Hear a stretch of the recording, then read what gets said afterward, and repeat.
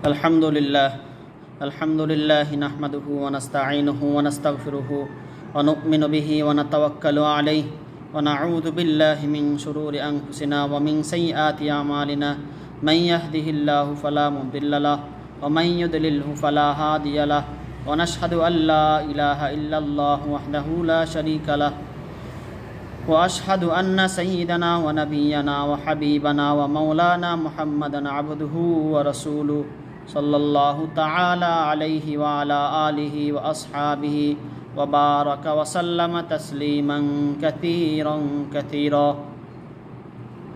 আম্মা বা'দ ফাকাদ ক্বালা রাসূলুল্লাহ সাল্লাল্লাহু আলাইহি ওয়া সাল্লাম মান আ'তা লিল্লাহ ওয়া মানা'a লিল্লাহ ওয়া আহাব্বা লিল্লাহ ওয়া আবগাদা লিল্লাহ ফাকাদ ইসতাকমালা ঈমানুহু আও কামা ক্বালা আলাইহিস সালাতু ওয়াস সালাম। আলহামদুলিল্লাহ। তো আমরা যে হাদিস শরীফটা আপনাদের সামনে পাঠ করেছি, হাদিসের মধ্যে রাসূলুল্লাহ যে বিষয়গুলো বলেছেন, বিষয়টা হচ্ছে যদি কোনো মানুষ কাউকে কিছু দিতে হয় যেন আল্লাহ তাআলার জন্যই দেয়, আবার কাউকে যদি কোনো জিনিস না দিতে হয় বা দিতে অস্বীকার করা হয় তাহলে যেন আল্লাহ তাআলার জন্যই অস্বীকার করা হয়। আবার যদি কাউকে কোনো ভালোবাসতে হয় তাহলে এই ভালোবাসাটা যেন আল্লাহ তাআলার জন্যই হয়। আবার কারোর সাথে যদি কোনো শত্রুতা করতে হয় এই শত্রুতাটাও যেন আল্লাহ তাআলার জন্য হয়। তাহলে দেখেন এখানে আজকে যে আলোচ্য বিষয়টা হচ্ছে ঈমান পূর্ণাঙ্গ হওয়ার আলামত চারটি। কয়টি? রাসূল কি বলেছেন? পূর্ণাঙ্গ ঈমানের আলামত চারটি। তো আমরা একটি একটি করে আলোচনা করব ইনশাআল্লাহ।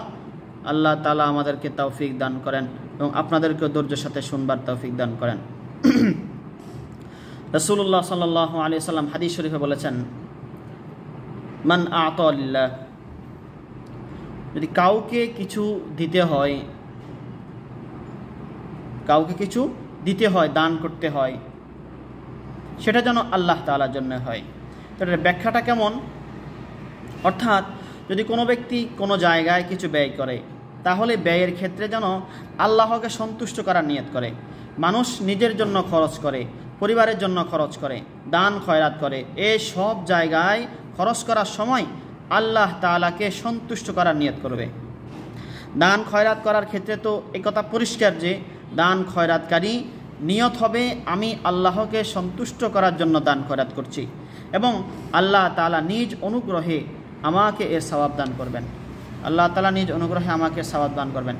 কিন্তু দান খয়রাত করার ক্ষেত্রে যদি কারো প্রতি অনুগ্রহ করছি বলে মনে না হয়, দান খয়রাত করার ক্ষেত্রে যদি কারো প্রতি অনুগ্রহ করছি বলে মনে না হয়, মানুষকে দেখানোর জন্য করছি বলে না হয়, নিজেকে দাতা হিসেবে তুলে ধরার জন্য যদি না হয়, তাহলে সেটা হবে শুধুই আল্লাহ তাআলার জন্য দান করা। এখানে আরেকটা বিষয়, আমরা দৈনন্দিন ক্রয় বিক্রয়, কেউ ক্রয় করি কেউ বিক্রয় করি।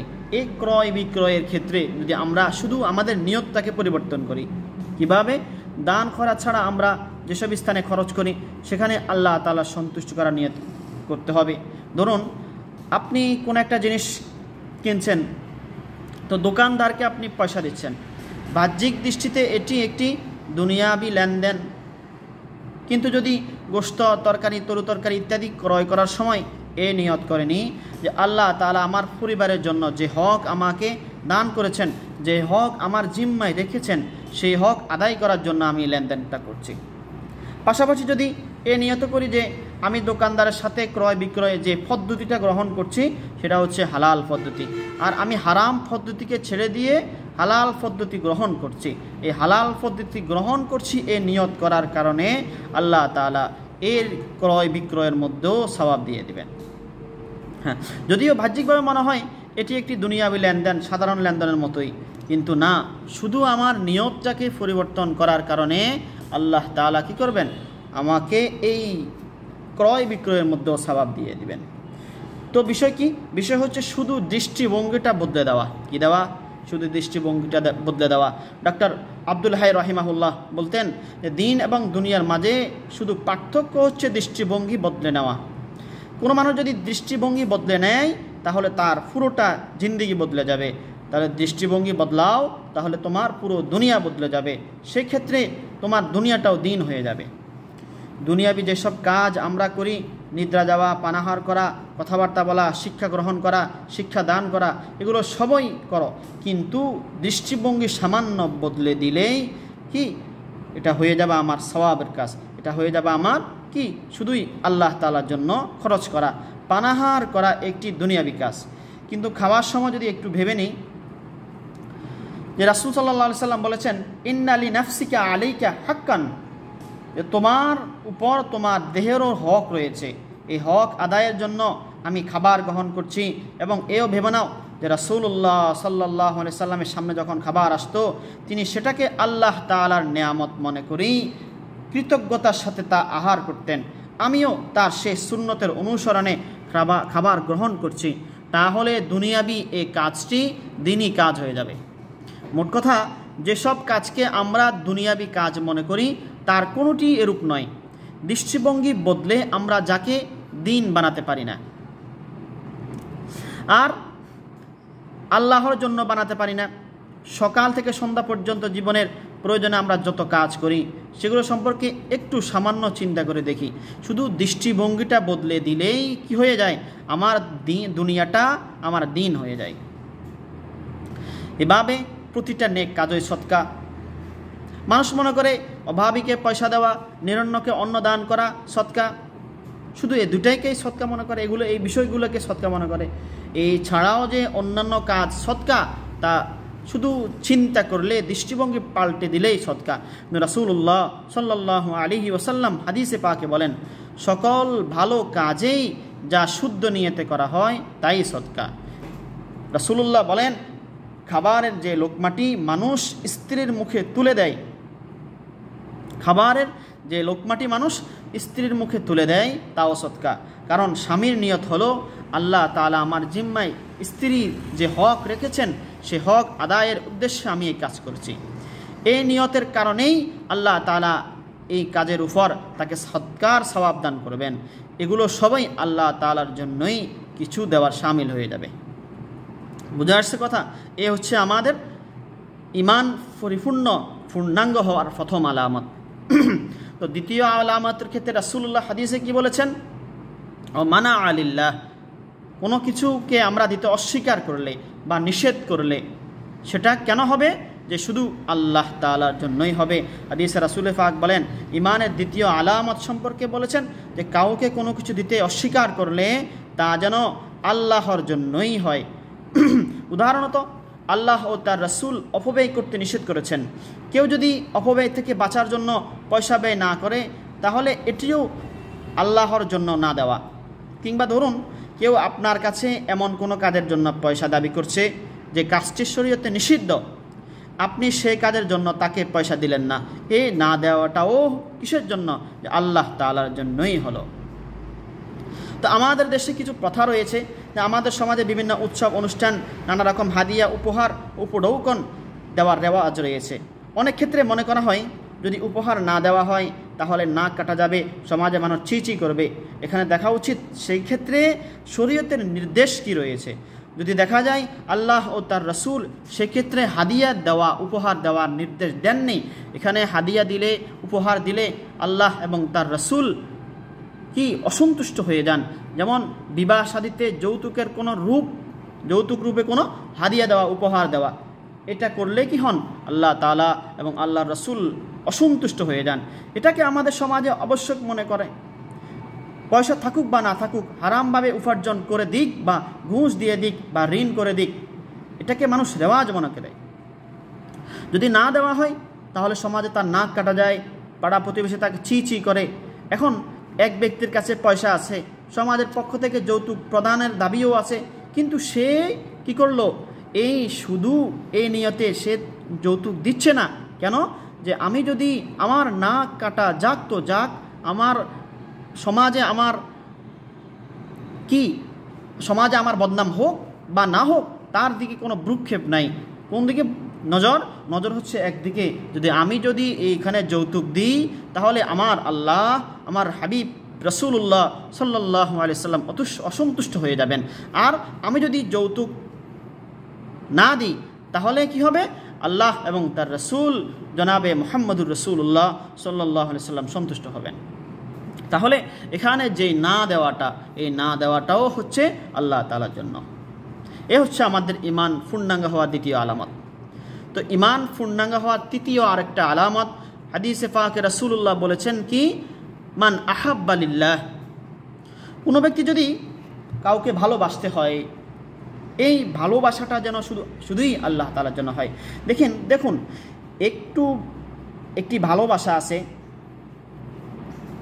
যা নিঃসন্দেহে আল্লাহ তাআলার জন্য হয়। সেটি হলো কোনো আল্লাহওয়ালাকে ভালোবাসা।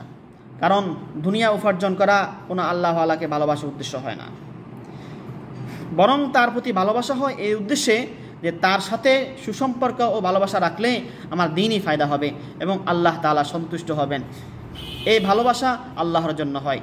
এটি একটি অনেক বড় বরকতময় ও উপকারী জিনিস। কিন্তু কোনো মানুষ যদি দুনিয়ার খাতিরে আল্লাহওয়ালাদের সাথেও সম্পর্ক রাখে, যেমন অনেক সময় নফস শয়তান এটা বলতে পারে যে আল্লাহওয়ালাদের সাথে যদি সম্পর্ক রাখা হয়, ভালোবাসা রাখা হয়, মানুষকে সঠিক কি হয়, যদি আল্লাহওয়ালাদের সাথে সম্পর্ক রাখা হয় তাহলে বিষয়টা কেমন হবে? যদি আমি তার সাথে সম্পর্ক রাখি, এই আল্লাহওয়ালার কাছে তো অনেক বড় বড় কি ধনাঢ্য ব্যক্তিরা আসেন, এমপি মন্ত্রীরা আসেন, অনেক নেতৃস্থানীয় ব্যক্তিবর্গরা আসেন, রাষ্ট্রের অনেক উচ্চপদস্থ কর্মকর্তারা আসেন। কিন্তু যদি আমি এই আল্লাহওয়ালার সাথে সম্পর্ক রাখি, আমি আল্লাহওয়ালার দরবারে যাব, ওই উচ্চপদস্থ ব্যক্তিরা আসবে, আমার সাথে তাদের সাথে পরিচয় হবে, এই পরিচয় দিয়ে আমি দুনিয়াবি স্বার্থ হাসিল করব। তাহলে আর কি হলো না? এই আল্লাহওয়ালাদের সাথে সম্পর্ক রাখাটাও আমার জন্য কামিয়াবি হলো না, আল্লাহ তাআলার উদ্দেশ্যে ভালোবাসা হলো না। কিন্তু যদি ব্যতিক্রম হয়, ব্যতিক্রম হয় কি, যে আমি তার সাথে যে সম্পর্কটা রাখতেছি আল্লাহওয়ালার সাথে, এই সম্পর্কটা শুধুই এই জন্য যে আমার দুনিয়াবি কি ফায়দা হলো বা না হলো সেদিকে আমার কোনো ভ্রুক্ষেপে নাই, আমার শুধু নজর একটাই, নজর আমার একদিকেই, যে আমার এই আল্লাহওয়ালার সাথে সম্পর্ক রাখার বদৌলতে আল্লাহ তাআলা আমাকে দ্বীনের অনেক কিছু জানার তৌফিক দান করবেন এবং কি হবে, যে আমি দ্বীনের সঠিক হুকুম আহকামগুলো সঠিকভাবে জানতে পারবো, আমল করতে পারবো। এর উসিলাতে যদি আল্লাহ তাআলা আমাকে আখিরাতে নাজাত দান করেন। তো দেখেন, দুনিয়াবি ভালোবাসাগুলোও আল্লাহ তাআলার জন্য হওয়া উচিত। দুনিয়াবি ভালোবাসা যেমন কি হতে পারে, মায়ের প্রতি ভালোবাসা, বাবার প্রতি ভালোবাসা, বোনের প্রতি ভালোবাসা, ভাইদের প্রতি ভালোবাসা, স্ত্রী ও ছেলে মেয়ে স্ত্রী পরিবারদের প্রতি ভালোবাসা, নিজের আত্মীয় স্বজন বন্ধু বান্ধবদের প্রতি ভালোবাসা, পাড়া প্রতিবেশী প্রত্যেকের প্রতি ভালোবাসা। যদি মানুষ সামান্য দৃষ্টিভঙ্গি বদলে নেয় তাহলে এই সব ভালোবাসাও কিসের জন্য হয়ে যায়? আল্লাহ তাআলার জন্যই হয়ে যায়। ধরুন কোনো ব্যক্তি পিতামাতাকে এ নিয়তে ভালোবাসে যে আল্লাহ ও তার রাসূল পিতামাতাকে ভালোবাসার আদেশ করেছেন, আর রাসূল তো এও বলেছেন সন্তান যদি পিতামাতার প্রতি ভালোবাসা নিয়ে একবার তাকায় তাহলে আল্লাহ তাআলা তাকে একটি হজ ও একটি উমরার সওয়াব দান করবেন। হ্যাঁ, তো পিতামাতার প্রতি সন্তানের ভালোবাসা স্বভাবজাত হলেও নিয়তের পরিবর্তনের কারণে সেই ভালোবাসা কিসের জন্য হয়ে যায়? যে আল্লাহ তাআলার জন্য হয়ে যায়। তো আমরা যে স্ত্রীর প্রতি আমাদের ভালোবাসা দুনিয়াবি ভালোবাসা, কিন্তু যদি আমি স্ত্রীর প্রতি যে ভালোবাসা আছে, সাধারণত ভালোবাসা থাকেই, প্রাকৃতিক চাহিদার কারণে ভালোবাসা থাকবেই, কিন্তু যদি আমি কি বলি যে আল্লাহ ও তার রাসূল স্ত্রীকে ভালোবাসার আদেশ দিয়েছেন, আল্লাহর হুকুম পালনের নিয়তে, আল্লাহ রাসূলের সুন্নাতের উপর আমল করার নিয়তে আমি স্ত্রীকেও ভালোবাসতেছি, আমার সন্তান সন্ততিকে ভালোবাসতেছি, আমার ভাই বোনদেরকে ভালোবাসতেছি, আমার পাড়া প্রতিবেশীকে ভালোবাসতেছি, আমার আত্মীয় স্বজন প্রত্যেককে আমি কেন ভালোবাসতেছি? যে আল্লাহ তাআলার হুকুম এবং আল্লাহ রাসূল সাল্লাল্লাহু আলাইহি ওয়াসাল্লামের সুন্নত পালনার্থে আমি এই ভালোবাসাগুলো করতেছি। তাহলে কি হবে? এই দুনিয়াবি ভালোবাসাটাও আল্লাহ তাআলার জন্যই হয়ে যাবে। দেখেন, আমাদের কাজ হচ্ছে নফসানি কাজের অনুগামী হয়। আমাদের কাজ কি হয়? নফসানি কাজের অনুগামী হয়। দেখুন, এটি এমন একটি কাজ আল্লাহ তাআলার সাথে কিংবা আল্লাহর ইবাদতের সাথে এমন কোনো সম্পর্ক আছে বলে দৃষ্টিগোচর হয় না। তো আমাদের উচিত হচ্ছে কিভাবে আমাদের মধ্যে কোনো ব্যক্তি যদি স্ত্রীর প্রতি মনসন্তুষ্টির জন্য এবং তাকে আনন্দ দেওয়ার জন্য, তার থেকে আনন্দ নেওয়ার জন্য কোনো ধরনের বিনোদনমূলক কাজ করে, বাহ্যিকভাবে সেটা তদ্রূপ মনে হলেও কিন্তু যদি নিয়তটা এভাবে রাখে যে রাসূলুল্লাহ সাল্লাল্লাহু আলাইহি ওয়াসাল্লাম এরূপ মনতুষ্টির জন্য তার স্ত্রীদের সাথে এভাবে আচরণ করেছেন, তাহলে কি হবে যে রাসূলুল্লাহর সুন্নতের প্রতি আমল করার নিয়তে যদি আমার এই স্ত্রীর সাথেও আনন্দ ফুর্তিটা হয়, ভালোবাসা হয়, মিষ্টি আলোচনা হয়, রোমান্টিক আলোচনা হয়, এসব কিছুই কি হবে যে সওয়াব হবে এবং ভালোবাসাটা আল্লাহ তাআলার জন্যই হয়ে যাবে।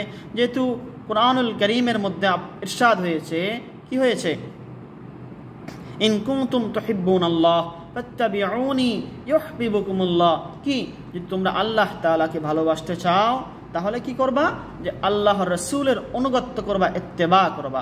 আর ইত্তেবাটা শুধু একদিকে না, শুধু নামাজ রোজার হজ যাকাতের দিকে না, প্রতিটা মুহূর্তে, প্রতিটা সকাল থেকে সন্ধ্যা পর্যন্ত, সন্ধ্যা থেকে আবার সকাল পর্যন্ত, এসব প্রতিটা ক্ষেত্রেই যদি আমি রাসূলের অনুগত্য অনুসরণ করি তাহলে সেটাই হবে ইত্তেবা।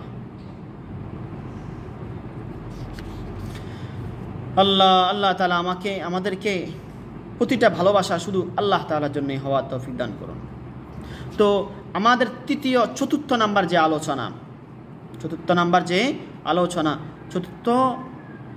আলোচনাটা কি,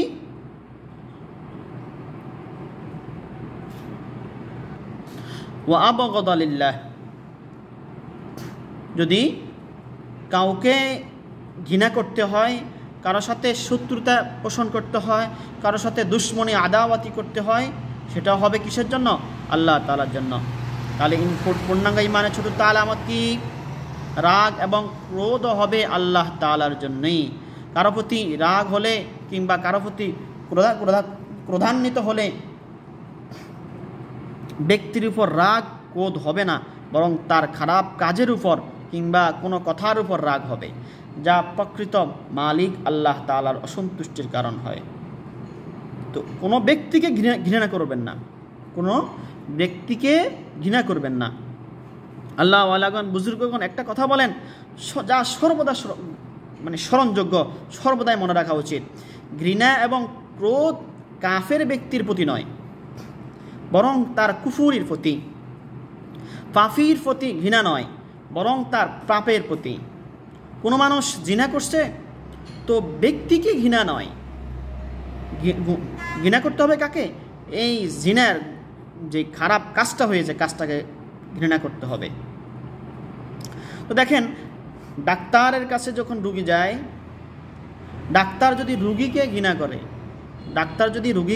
ঘৃণা করে তাহলে রোগীর চিকিৎসা করবে কে, ঘৃণা করতে হবে রোগকে, কিসেকে, রোগকে। তাহলে যদি আমরা কুফুরিকে ঘৃণা করি, যদি আমরা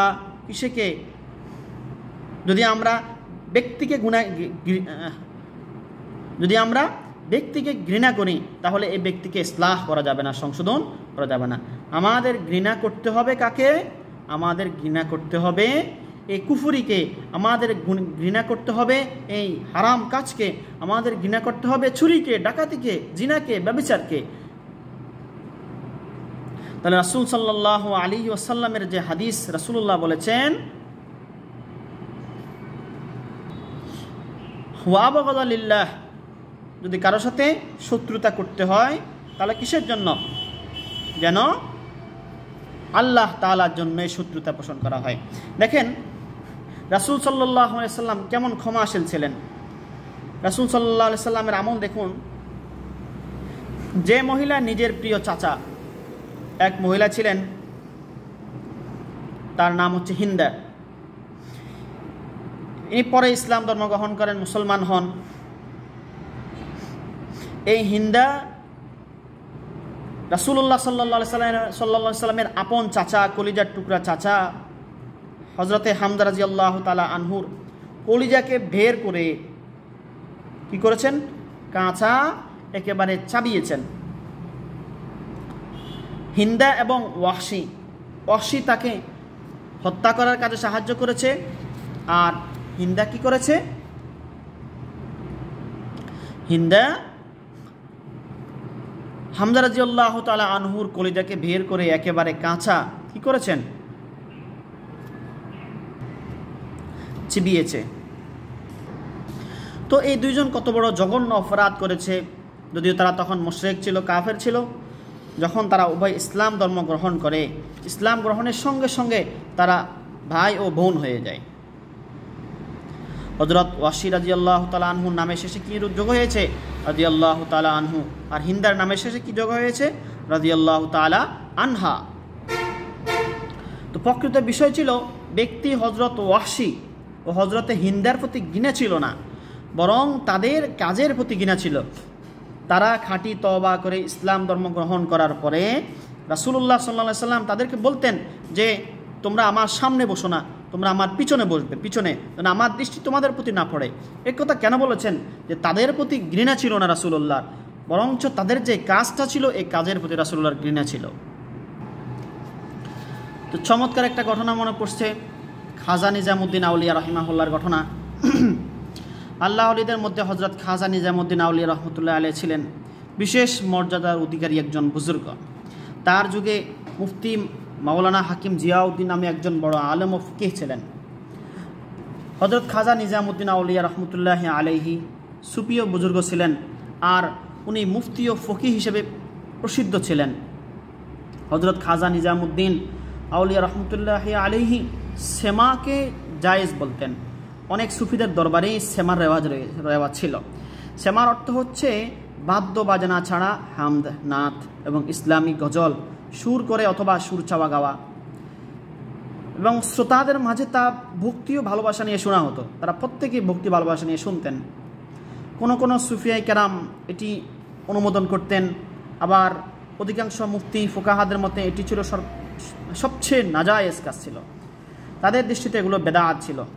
হযরত খাজা নিজামুদ্দিন আউলিয়া রহমতুল্লাহ আলাইহি এর সমকালীন ফকিহ ও মুফতি হযরত হাকিম জিয়াউদ্দিন সাহেবও সেমাহ নাজায়েজ মর্মে ফতোয়া প্রদান করতেন, আর হযরত নিজামুদ্দিন আউলিয়া সেমা শুনতেন। তো যখন হাকিম জিয়াউদ্দিন মৃত্যু শয্যায়, খাজা নিজামুদ্দিন আউলিয়া রহমতুল্লাহ আলাইহি তাকে দেখার জন্য গেলেন। বাড়ির দরজায় গিয়ে সংবাদ পাঠালেন বাড়ির ভিতরে যে গিয়ে বলো নিজামুদ্দিন আপনাকে দেখার জন্য এসেছে।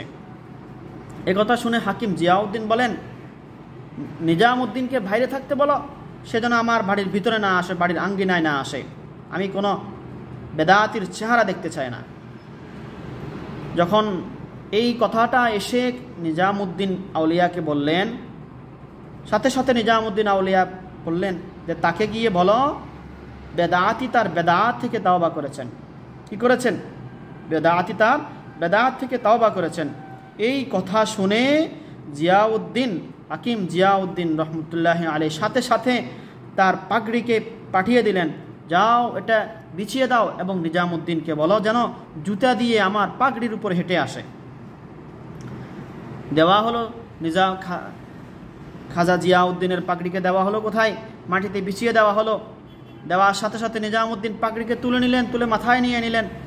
মাথায় নিয়ে বললেন, এটা হচ্ছে আমার জন্য দস্তারে ফজিলত, এটা আমার জন্য বড় সৌভাগ্যের বিষয়, আমি খাজা জিয়াউদ্দিনের পাগড়িকে আমার মাথায় তুলে নিতে পারছি। এভাবে মাথার উপর রেখেই জিয়াউদ্দিন চলে আসলেন, নিজামুদ্দিন চলে আসলেন জিয়াউদ্দিনের নিকট। নিজামুদ্দিন আউলিয়া রাহিমাহুল্লাহ হাকিম জিয়াউদ্দিনের সাথে কি করলেন? মুসাফাহা করলেন, কথাবার্তা বললেন। তো এই হাকিম জিয়াউদ্দিনের মৃত্যু, হাকিম জিয়াউদ্দিন রহমতুল্লাহি আলাইহির মৃত্যু কখন হয়েছে? যে খাজা নিজামুদ্দিন আউলিয়া রহমতুল্লাহি আলাইহির সামনেই হয়েছে। তখন খাজা নিজামুদ্দিন রহমতুল্লাহ বললেন, আল্লাহ তাআলা কতটা মেহেরবানি যে আল্লাহ তাআলা কি করেছেন? খাজা জিয়াউদ্দিনকে কবুল করে নিয়েছেন। তো আমাদের রাগ কিসের জন্য? রাগও হবে আল্লাহর জন্য। যে রাগ এবং ক্রোধ আল্লাহর জন্য হয় তা কখনো ব্যক্তিগত শত্রুতা ও দুশ্মনী সৃষ্টি করে না, এবং কারো প্রতি ঘৃণাও সৃষ্টি করে না। কেননা যার উপর রাগ করা হচ্ছে সেও জানে যে আমার প্রতি তার কোনো শত্রুতা নেই, বরং আমার বিশেষ কাজ এবং বিশেষ আচরণের প্রতি তার অসন্তুষ্টি। তাই এ ধরনের রাগকে খারাপ দৃষ্টিতে দেখে না। সেও বুঝে যা কিছু হচ্ছে আল্লাহর জন্যই হচ্ছে। হাদিসে একেই বলা হচ্ছে ও আহাব্বা লিল্লাহ ও আবগদা লিল্লাহ, অর্থাৎ কারো প্রতি ভালোবাসা হলেও আল্লাহর জন্য, কারো প্রতি রাগ গোসা হলেও আল্লাহ তাআলার জন্য। তবে শর্ত হচ্ছে রাগ শরীয়তের সীমারেখার ভিতরে। আল্লাহ তাআলা আমাদেরকে এ নেয়ামত দান করুন। আমরা কাউকে ভালোবাসলে যেন আল্লাহ তাআলার জন্যই ভালোবাসবো, এবং কারো প্রতি রাগ করলেও আল্লাহ তাআলার জন্যই রাগ করব। অবশ্যই বিশেষভাবে খেয়াল রাখতে হবে আল্লাহর জন্য কারো প্রতি রাগ করলে তার সঙ্গে ব্যক্তিগত রাগের মিশ্রণ যেন না হয়। এক্ষেত্রে রাগকে ভাগে রাখতে হবে। কী করতে হবে? রাগকে ভাগে রাখতে হবে। হযরত আলী রাদিয়াল্লাহু তাআলা আনহুর একটি ঘটনা। হযরত আলী রাদিয়াল্লাহু তাআলা আনহুর সামনে একবার এক ইয়াহুদি রাসূলুল্লাহ সাল্লাল্লাহু আলাইহি সাল্লামের শানে বেয়াদবিমূলক কথা বলল।